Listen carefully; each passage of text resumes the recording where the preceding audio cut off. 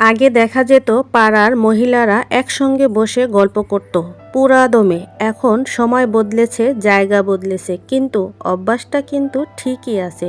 আধুনিক যুগে এই গসিপের নাম হোয়াটসঅ্যাপ আর মেসেঞ্জার। কি বলেন আপনারা? না, গ্রুপ করা কোনো সমস্যা না। আমারও আছে অনেক গ্রুপ, যেখানে বন্ধুবান্ধব বা পরিবার মিলে ফোন আলাপ, মজার ভিডিও শেয়ার করি, ইমোজি দিয়ে হাহা করি, ইত্যাদি ইত্যাদি।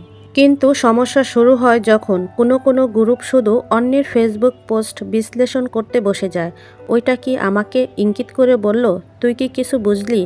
ওই স্ট্যাটাসটা তোকে দিয়েছে, ওইটা কারে টার্গেট করে বলল রে? তুই কিছু বুঝতে পারলি? মানে কেউ শুক্রবারে দোয়া চেয়ে স্ট্যাটাস দিলেও বিশ্লেষণ চলবে, কার জন্য দোয়া, কার বিপক্ষে ইঙ্গিত, কারে অপছন্দ করে। এই টাইপ মানসিকতা এমন যে স্ট্যাটাস না দিলেও সমস্যা, নিশ্চয়ই কারো রাগে স্ট্যাটাস দিচ্ছে না। এই সব মানুষের একটা রোগ হয়ে গেছে, সব কিছু নিজের গায়ে টেনে নেওয়ার রোগ। হয়তো কেউ নিজের মনের কথা শেয়ার করলো, অমনি গ্রুপে আলোচনা, এটা আমাকে বলা। আসলে আপু ভাইয়েরা, এতটা গুরুত্বপূর্ণ না আপনি সবার কাছে যে মানুষের সব কথা আপনার নামেই হবে। আপনি যদি সারাদিন নেগেটিভ চিন্তা করেন, অন্যকে নিয়ে বিশ্লেষণ করতে করতে নিজের দিন পার করে দেন, আর গসিপ না করলে পেটে গ্যাসের ব্যথা শুরু হয়, তাহলে খুব স্বাভাবিকভাবে মনে হবে চারপাশের সবাই বুঝি আপনাকে নিয়েই ব্যস্ত। কেউ হেসে উঠলেই ভাববেন আপনাকে দেখেই হাসছে, কেউ একটা পোস্ট দিলেই সন্দেহ করবেন এটা নিশ্চয়ই আপনাকে উদ্দেশ্য করে লেখা।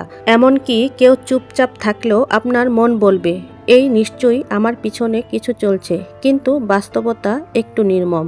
সবাই আসলে এতটা ব্যস্ত না আপনাকে নিয়ে, আপনি যতটা গুরুত্ব দিয়ে নিজের চারপাশ কল্পনা করছেন। অনেক সময় আপনি ততটাই গুরুত্বহীন অন্যের চিন্তায়।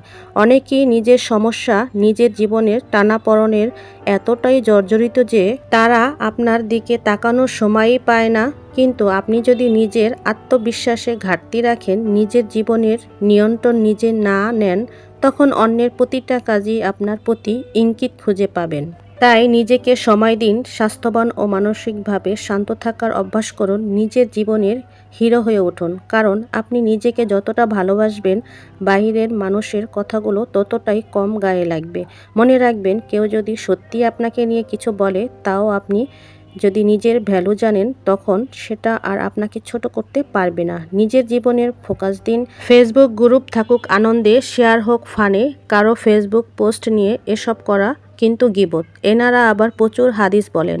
আপনার আত্মবিশ্বাস আর মানসিক শান্তি যদি এতই দুর্বল হয় যে এক একটা ক্যাপশন দেখে বা শুনে আপনি ভেঙে পড়েন, তাহলে আসল গল্প তো আপনার ভিতরেই।